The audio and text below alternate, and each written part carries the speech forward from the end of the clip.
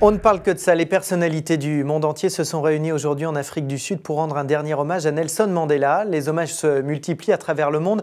Certains sont même très originaux, comme à Paris, où une comédie musicale va voir le jour. On avait rencontré à ce propos, il y a quelques mois, Fodé Silla, l'ancien président de SOS Racisme, à l'origine de ce projet. Comment est née cette idée ? Écoutez, d'abord, j'avais suivi cette formidable troupe autour de Anne, le musical, une comédie musicale sur la vie de Anne Frank, exactement. Faite par Francine Dessigny et Jean-Pierre Adida. Et j'avais trouvé ça formidable. J'ai parrainé le spectacle et puis nous est arrivé l'idée de dire que s'il y avait une autre grande personnalité qu'il fallait célébrer en ce monde, dans ce début de siècle, et qui était déjà présent dans l'ancien siècle et qui symbolise vraiment ce combat pour les droits humains, c'était Nelson Mandela. C'était une évidence. C'était une évidence, voilà. Vous l'avez déjà rencontré, oui, Nelson Mandela. C'était en 1994. Bravo, ouais, vous êtes bien renseigné. Racontez-nous. J'étais président de SOS Racisme. Nelson Mandela venait d'être libéré de prison, président de l'Afrique du Sud, Arc-en-Ciel, qu'il avait appelé de ses voeux. Et là-dessus, François Mitterrand m'invite, et c'était le premier chef d'État français à aller lui rendre visite. Et je me retrouve face à Mandela et à Mitterrand qui me le présentent.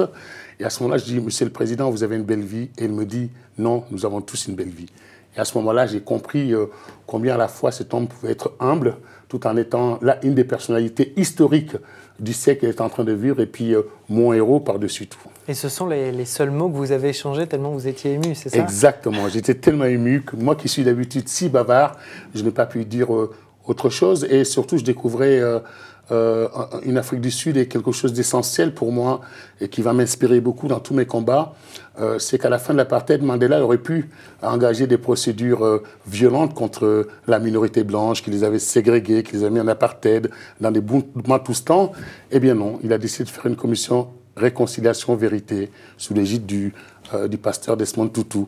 Il s'agissait pour les familles qu'on dise où avaient été tués leurs enfants, leurs maris, pour les femmes. Et à partir de ce moment-là, pouvait s'engager un processus de deuil pour les familles et de leur pousser vers la réconciliation.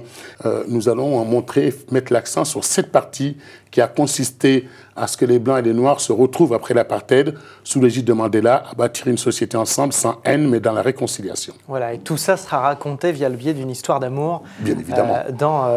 Dans cette comédie musicale. Mais Juliette se prête parfaitement bien. Une jeune femme noire, un jeune garçon, d'une famille afrikaneur d'autre part, d'un Bantoustan d'autre part, se rencontrant, traversant l'apartheid à travers les séquences de la vie de Nelson Mandela. Et donc, qui va pouvoir incarner Nelson Mandela dans ce spectacle? Précisément personne.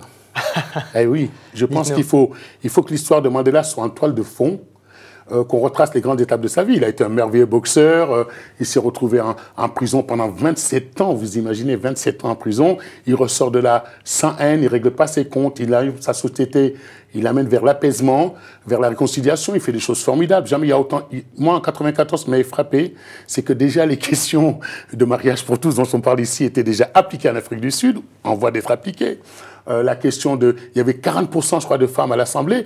Donc, il y avait quand même, dans cette société libérée, plein de choses qu'on a encore à apprendre d'eux. Et donc, je pense qu'à travers ce spectacle, c'est retracer les grandes périodes de la vie de Mandela, qui sont la vie, comme il m'a dit lui-même, nous avons tous des belles vies. Cela voulait dire aussi, certes, je suis peut-être le plus connu, mais il y a des dizaines de gens qui ont combattu, blancs comme noirs, et c'est à cela aussi qu'il faut rendre hommage à travers Mandela. Voilà, donc on revient à pas de culte de la personnalité. Est-ce que c'est un projet difficile à monter ? Oui. Pourquoi ? D'abord parce que moi, ce n'est pas du tout mon domaine. Ouais. Moi, à la base, je suis un militant associatif et politique aussi. Vous avez été député européen. Voilà, exactement. Et donc là, il s'agissait pour moi de retrouver ce qu'est un livret, de m'asseoir avec des gens, faire un livret, prendre conseil auprès de quelques amis. J'ai discuté par exemple avec MC Solar, qui lui a l'habitude d'écrire et écrire bien.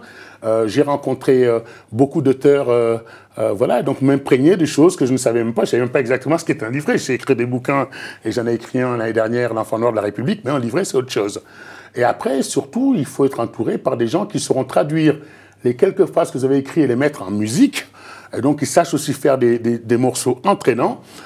Donc là, par exemple, je discute beaucoup avec un des premiers managers de Johnny Hallyday que j'ai été voir cette semaine à Bercy, et qui est Claude Pierre Bloch. Et puis voilà, parce que j'essaie aussi de m'imprégner de quelque chose qui n'est pas forcément naturel chez moi, même si si j'adore la musique et si j'écoute beaucoup de musique. Mais en tout cas, c'est un exercice à part. Je suis entouré une fois de plus par des gens formidables. À Strasbourg, quand on va avec Anne le musical, vous pouvez savoir le nombre de... C'est des centaines de jeunes qui viennent, qui se tiennent par la main. Et donc, je pense qu'il y a aussi à travers ça une façon pour moi de dire, il y a aujourd'hui une façon de faire passer le message où forcément les gens ne se déplacent pas en masse dans les meetings. Mais vous qui avez connu justement le monde associatif, le monde politique, aujourd'hui, pour faire passer un message politique, c'est plus efficace par le divertissement en fait. Oui, le divertissement, mais aussi c'est un instrument culturel. Parce que par divertissement, on pourrait entendre quelque chose d'un peu léger. Eh bien, pas du tout.